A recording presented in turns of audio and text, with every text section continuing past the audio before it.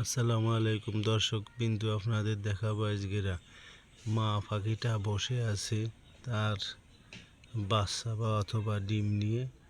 দেখেন গাছের পাতার কালার আর পাখিটির কালার মনে হচ্ছে যেন একই রকম। পাখিটি বসে আছে কত সুন্দর শান্তশিষ্ট। আমি হয়তো পাখিটির আপনার 6 ইঞ্চি বা 10 ইঞ্চি বা 1 ফুট দূরেই আছি বড় জোর। পাখিটা বসে আছে খুব শান্ত হয়ে। মা পাখিটি এত ভালো, এত মায়াবী যে আসলে বলে শেষ করা যায় না।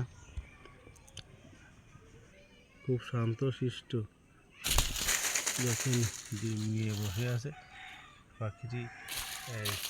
আপনার ওর আমি ছবি নিচ্ছি বলে ওর রাগ হচ্ছে হয়তো।